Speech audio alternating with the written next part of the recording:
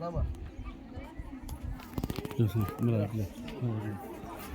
حجي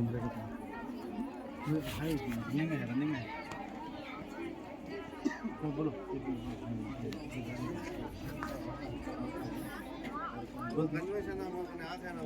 سلام دیکھ بھیج دینا رن میں ہے السلام علیکم ورحمۃ اللہ وبرکاتہ. ہم آپ لوگوں کے سامنے حج عمرہ کا طریقہ پریکٹیکل طور پر بتاتے ہیں. اسلام کے ارکانوں میں سے 5 رکن ہے. اللہ تعالیٰ نے حج انہی لوگوں پر فرض کیا ہے جو مالدار ہیں. جو مالدار ہو کر بھی حج نہیں کرتے تو ان کے لیے گناہ ہے. سب سے پہلے گھر میں احرام باندھ کر یا ایئرپورٹ میں احرام باندھ سکتے ہیں. اس کے بعد بسم اللہ پڑھ کر گھر سے نکلنا اور 2 رکعت شکریہ نماز پڑھنا. اس کے بعد آپ فلائٹ میں جا کر احرام باندھنے کے بعد آپ بال نہیں کاٹنا, ناخن نہیں کاٹنا, نکاح کروانا نہیں کرنا دنیا.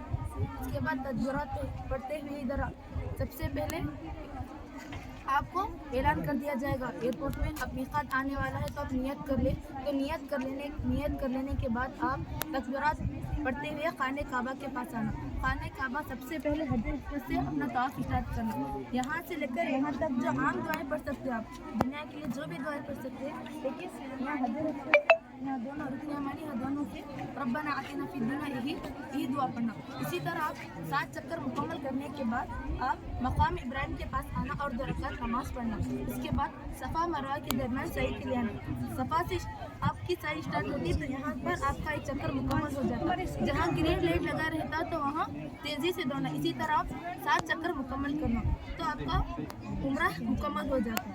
تو اب حج کا طریقہ 8 ذی الحجہ کو سب سے پہلے مینا پہنچنا. مینا پہنچنے کے بعد وہاں ظہر سے پہلے مینا پہنچنا.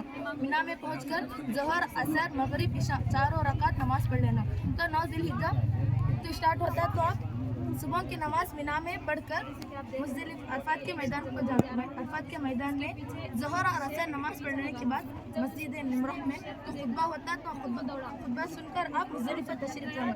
مزدلفہ میں مغرب اور عشاء نماز پڑھنے کے بعد آپ یہاں پتھر جمع کرنا. 70 پتھر جمع کرنے کے بعد اب یہاں نماز پڑھ لینا. پورے نماز پڑھنے کے بعد صبح کی نماز یہاں پڑھ کر سب سے پہلے 10 ذی الحجہ کو ادھر سب سے بڑے بت کو شیطان کو 7 پتھر مارنا. اس کے بعد آپ قربانی کرنا. قربانی کرنے کے بعد آپ بال کٹوانا. بال کٹوانے کے بعد پھر خانہ کعبہ کے پاس آنا. پھر 7 چکر مکمل کرنا. اسی طرح پھر مقام ابراہیم کے پاس جانا, 2 رکعت نماز پڑھنا.